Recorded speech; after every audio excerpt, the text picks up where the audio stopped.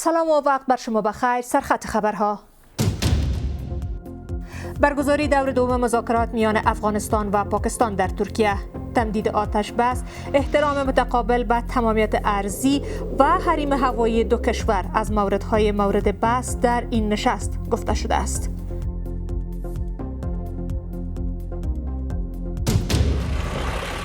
تلاش‌ها برای اکتشاف و استخراج نفت و تمدید خطوط انتقال گاز در کشور. معاون اقتصادی ریاست الوزراء با رئیس اجرایی شرکت دلتا اینترنشنال دیدار و گفتگو کرد.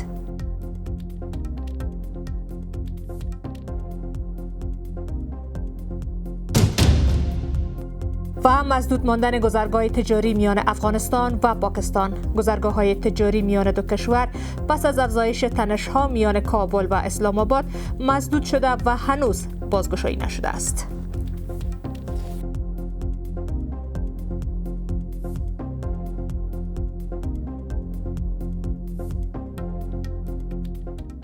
با مجموعه خبری امروز شنبه با من بی‌نظیر بکتاش کامگار خوش آمدید. دور دوم مذاکرات میان افغانستان و پاکستان در مورد توافق آتش بس میان دو طرف در استانبول ترکیه برگزار شده است. هیئت افغانستان را در این نشست رحمت الله نجیب معاون وزارت داخله افغانستان رهبری می کند و طرف پاکستانی هم مسئول استخبارات پاکستان در بخش افغانستان، رئیس عملیاتی ارتش و نماینده وزارت خارجه آن کشور حضور دارند. سعدالدین حکیمی.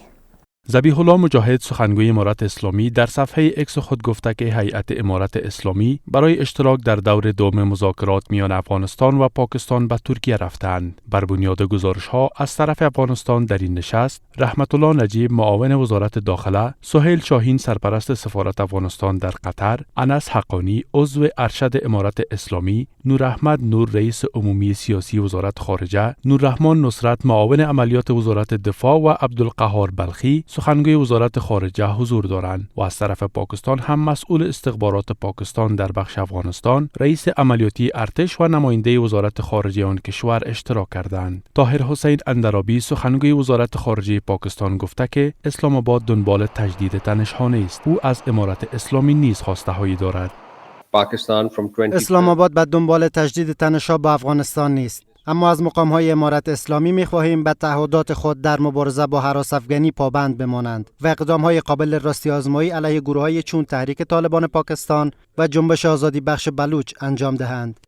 از سوی هم وزارت خارجه پاکستان اعلام کرده که اسلام آباد انتظار دارد تا در این نشست سازوکارهای نظارتی مشخص برای رسیدگی به نگرانی‌های امنیتی آن کشور ایجاد شود. نشست افغانستان با پاکستان و توافق بر سر همکاری‌های امنیتی و احترام متقابل از سوی آگاهان چنین تحلیل می‌شود. معضلات داخلی پاکستان مربوط به خودش میشه. اگر TTP هست یا گروه‌های هراس افغان دیگه وقتی که اردوی منسجم داره، استخبارات قوی داره، پس چرا مبارزه نمیکنه؟ افغانستان مستلزم است که در امتداد خط فرضی دیورند بتونه تأمین امنیت داشته باشه تا منافع ملی ما با خطر مواجه نباشه. بر بنیاد گزارش‌ها در این مذاکرات موضوعات چون تمدید آتش بس، احترام متقابل به تمامیت ارضی و حریم هوایی دو کشور و دیگر مسائل مرتبط مورد بحث و تبادل نظر قرار می‌گیرد. در این مورد همکارم سید عیسی سادات گفتگویی را انجام داده. سادات سلام، وقت بخیر. سپاس از خودت بکتاش. برای بحث بیشتر دکتر سمیر انگار آگاه روابط بین الملل با ماستند. انگار صاحب سلام و خوش آمدید به بحث. چرا هر دو کشور برخلاف نشست نخست در قطر این بار هیئت‌های پایین رتبه‌تر را برای مذاکره اعزام کردند؟ آیا این نشان دهنده کاهش تمایل به گفتگو است؟ سلام و درود خدمت شما جناب آقا صاحب گرامی و همه بینندگان عزیز تلویزیون یک. ببینید اصول دیپلماتیک این را میگوید یا هم اصل قانون مذاکرات این را میگوید زمانی که یک هیئت اعزام می شود کشور متقابل هم بنابر زمانی که میبیند هیئت اگر در سطح وزارت خارجه لازم باشد همان را یعنی همتایشان را میفرستد، اگر وزیر دفاع باشد وزارت دفاع را وزیرش میفرستند و فعلا هم بعد یک دوره مذاکرات که در قطر صورت گرفت وزیر دفاع هر دو کشور رفته بودند، رؤسای امنیت ملی هر دو کشور رفته بودند و فعلا هم نشسته که امروز در استانبول ترکیه برگزار شده و فعلا هم جریان دارد. دقیقاً پاکستانی ها هم چنین هیئت را ترکیب نموده بودند و بنا افغانستان هم نظر به لزوم دیدشان که یعنی همتای بالمثلشان را نظر به تمام پرنسیپ های اصول قواعد مذاکره در نظر بگیرند. چنین هیئت را به سرپرستی معین وزارت داخله و ترکیب از چندین تا رؤسا و همچنان مشاورینی که در وزارت خارجه و سایر اعضای امارت اسلامی بودند روان نمودند. یعنی از دیدگاه من کدام فرق ندارد، مهم ماهیت مذاکره هست، مهم تفاهم نامه که در نتیجه این مذاکره به دست می آید و امضا می گردد. این مهم است. ما باید دنبال ماهیت اصلی تفاهم نامه باید باشیم، یعنی در حقیقت باید دنبال چگونگی چیدن مهره ها نباشیم. چی فکر میکنین انگار صاحب که در این نشست روی کدام موارد بیشتر توافق خواهد کرد دو طرف؟ دقیقاً این نشستی که بعد از نشست دوحه برگزار شد و فعلا هم جریان دارد، 3 تا نکته بسیار مهم و عمده دارد، هم برای افغانستان و هم به پاکستان. نکته اولش این است که یک کانال دیپلماتیک بین این دو کشور باز می شود و در نتیجه یک میکانیزم بین دو کشور میکانیزم تکنیکی بحث می شود.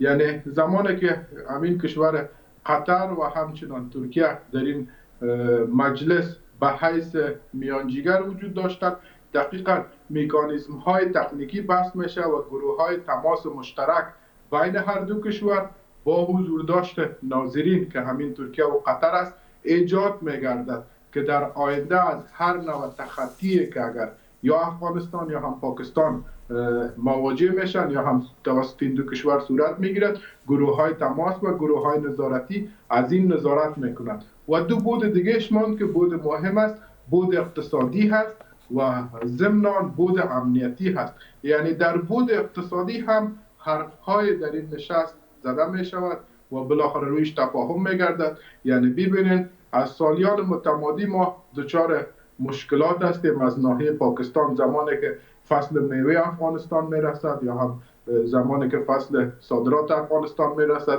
گیت ترخم و یا هم گیت سپین بولدک و حتی بندر غلام خان بند می گردد. در این نشست امروزی روی این هم بحث می شود که چطور ما بتانیم از این مشکلات یعنی از بود اقتصادی جلوگیری کنیم که این یک آفت است و هر بحران می آفریند نه تنها به افغانستان بلکه به پاکستان. شما بروید امروز ببینید 1 کیلو امین بانجان رومی حتی به 1000 کلدار پاکستانی رسیده است. درست. این یک بی پیشینه است، چون امین دروازه ترخم یا هم گیت سپین بولدک بند بود. این مشکلات است و ضمن از او پاکستان باید در پروژه های منطقوی، همین پروژه افغان ترانس است یا کاسا هست یا دیگر پروژه ها است، باید با افغانستان حداقل دست همکاری بدهد یا حداقل پروژه انگار صاحب و بود امنیتیش هم افغانستان حتما این را در نشست بیان میکند که دیگر گروه های مخالف افغانستان یا هم گروه های تروریستی که در پاکستان تربیه می شود و بر خاک افغانستان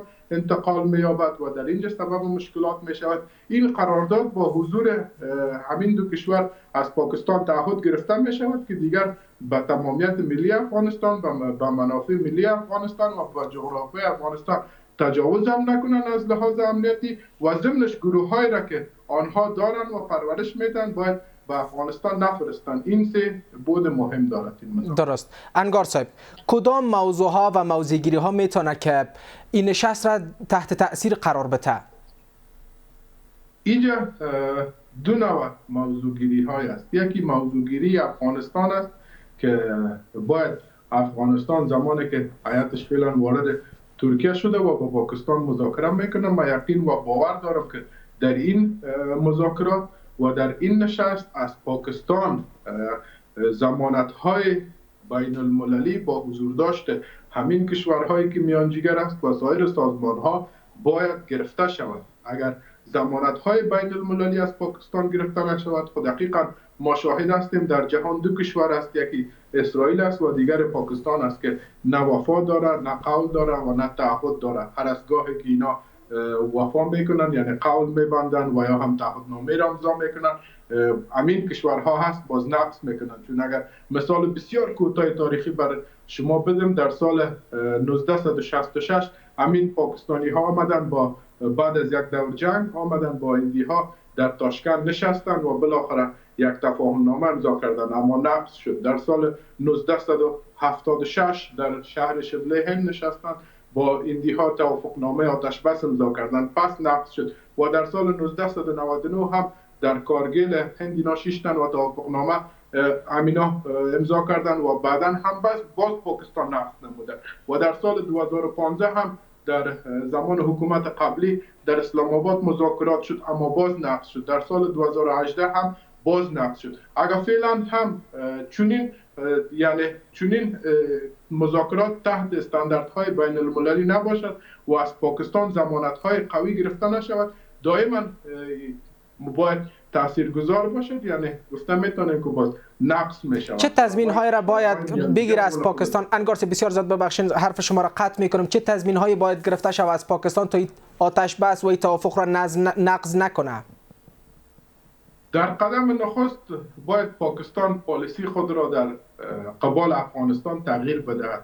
آن عمق استراتژیکی که افغانستان را تعریف میکند و از دهه 70 تا الحال این پالیسیشان است، از آن باید بگذرد. یعنی باید واقعیت عینی افغانستان را بپذیرد که افغانستان فعلا دارای یک نظام مرکزی هست، فعلا حکومت به دست خود افغان‌ها هست و وزیر و والی و هر کسی که است خود افغان‌ها تعیین میکنند و سیاست خارجی و داخلیشان هم به دست خود افغان‌ها است. یعنی پاکستان سه چهار خواسته های ناروا و نامشروع دارن از تمام حکومت ها داشتن، در حکومت هایی که یا در نظام هایی که آن خواسته های پاکستان تعریف شده بود یا هم برآورده شده بود، دقیقاً با آن نظام ها کنار آمده بودن. و فعلا هم حکومت امارت اسلامی است، حکومت مستقل است، به امریکا و ناتو و کشورهای دیگری که تسلیم نشد پاکستان خب به اندازه از اونا حتی نیم سوزن هم حساب نمیشه. درست. دقیقاً پاکستان باید از بعض سیاست ها و پالیسی های غلط خود بگذارد، دیگر بگذارد افغانستان را به حال خودش و واقعیت های عینی افغانستان را بپذیرد که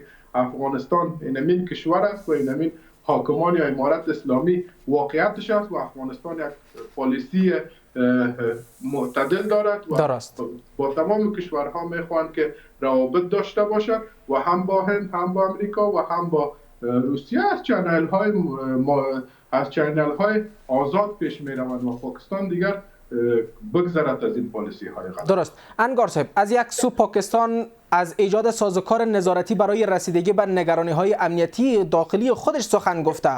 آیا این سازوکار بخشی از توافق آتش بس خواهد بود یا نوع نظارت بر عملکرد امارت اسلامی است؟ و به نظر شما امارت اسلامی در برابر این موضوع چه موضعی باید اتخاذ بکنه؟ یعنی ببینید شما، پاکستان فعلا در یک بحران قرار داره که خودش برای خود خلق نموده. یعنی در نتیجه سیاست های غلط و پالیسی ها و استراتژی های غلطی که در دههای قبل داشته، فعلا آن پالیسی ها دامنگیر خود پاکستان است. ببینید 3-4 فاکتور فعلا در پاکستان رونما گردیده که یکیش هم مشکلات یا اختلاف های سیاسی است که بین تمام احزاب یا گروه های سیاسی که است در پاکستان رونما گردیده. اگر TTP است یا PTM است یا PTI است یا هم مردم های قبایلی هستند یا بیلی هستند، هم اینا حق و حقوق خود را میخواهد و در پاکستان باید یک نظام مشروع و قانونی روی دست بیاد. فعلا خود نظامشان نظام ارتش است و ارتش تمام قدرت را دارد و مردم و سایر سیاسیون سرکوب می شود. و در ضمن از او در پاکستان ببینید فعلا مشکلات امنیتی و بحران امنیتی قاعدش بسیار وسیع است و روز به روز بحران‌های امنیتی فراتر می شود. حتی می‌بینیم روزانه آنجا حملات صورت می‌گیرد و همه این حملات یعنی مردم خود را بر حق می‌دانند و می‌خواهند که آزادی خود را بگیرند و می‌خواهند که به حقوق خود برسند. یعنی زمانی که در یک جامعه حقوق مردم به آن داده نشد، خود دقیقاً اعتراض می‌کنند. یعنی آخرین نوع اعتراض امین است که اگر صدایشان سرکوب شد خود تفنگ میگیرن در کوهها میبرن و جنگ میکنن که فعلا مردم و پاکستان چنین حالت را اختیار نموده. درست. انگار صاحب خیلی کوتاه اگر اشاره بکنین. بسیار بخشش باشه انگار صاحب، وقت ما خیلی کم است. خیلی کوتاه اگر اشاره بکنین که نتیجه از این مذاکرات چقدر به نفع دو کشور تمام میشه؟ تا جایی که ما تاریخ را گواه هستیم و شاهد هستیم، افغانستان همیشه امن پسند است و بر تمام تعهدات خود صادق میماند.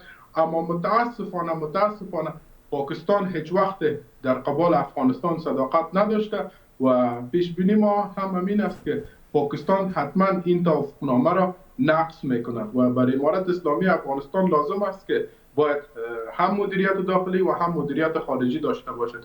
مدیریت داخلی این است که از منابع خود استفاده کند و ضمن تمام مواردی که با پاکستان است حتی تجارت کاهش دهد. از وابستگی بیشتر با پاکستان باید ما کاهش دهیم. فعلا هم تقریبا 2 میلیارد دلار ما تجارت داریم، باید تجارت ما با پاکستان اندکی کم گردد، با آسیای میانه، با چین و کشورهای دیگه. و یک حرف مهم براتون میگم که آبهای ما باید مدیریت شود. تقریبا 13 میلیارد دلار سالانه آب ما به پاکستان میرود و به اندازه 4 میلیارد دلار آب ما به همین کشورهای ایران میرود. باید این مدیریت شود و دیگر بالای ظرفیت‌های داخلی کار کنیم. زمانی که بالای ظرفیت داخلی کار کردیم، باز مثل کشور چین و یا هم ویتنام و یا هم کیوبا میتونیم که هم مشروعیت بین المللی به دست بیاریم و هم یک اقتصاد خودکفا داشته باشیم. سپاس از شما. پاکستانی کشورها هم طرف ما چپ نظر نکند و حتی بالای خاک ما تجاوز نکند.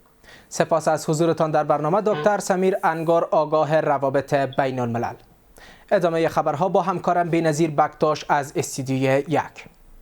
تشکر سادات از خودت. همچنان ادامه خبرها. عبدالغنی برادر معاون اقتصادی ریاست الوزراء در دیدار با رئیس اجرایی شرکت دلتا اینترنشنال در مورد اکتشاف، استخراج و تمدید خطوط انتقال گاز گفتگو کرده اند. رحمت الله فطرت معاون سخنگوی امارت اسلامی میگوید در این دیدار زلمه خلیلزاد فرستاده ویژه پیشین ایالات متحده برای صلح افغانستان نیز حضور داشته است. سلیمان اکبری. افغانستان با داشتن منابع سرشار نفت و گاز به دلیل نداشتن تجهیزات تکنیکی، کمبود کادرهای مسلکی و عوامل متعدد دیگر تاکنون نتوانسته از این منابع به گونه آنچنان که باید استفاده کند نکرده است. ولایت‌های شمالی به عنوان یکی از بزرگترین منابع سرشار نفت و گاز در کشور شناخته می شود و به گونه می توان به نفت دریای آمو اشاره کرد. حمدالله فطرت معاون سخنگوی امارت اسلامی از دیدار ملا عبدالغنی برادر معاون اقتصادی ریاست الوزراء با شاهر التقی رئیس شرکت دلتا اینترنشنال عربستان خبر داده است. به گفته آقای فطرت دو طرف در این دیدار روی موضوعهای از جمله اکتشاف، استخراج و تمدید خطوط انتقال گاز گفتگو کردند. په دې لیدنه کې دواړو لورو د غازو د اکتشاف، استخراج او د غازو د نلیکو غځولو په اړه خبرې وکړې. دغه شرکت اجرایي رئیس د افغانستان د نفت او غازو په برخه کې د پانګونې لپاره لیوالتیا څرګنده کړه او ژمنه وکړه له افغان انجنیرانو سره به خپلې تجربې شریکې کړي.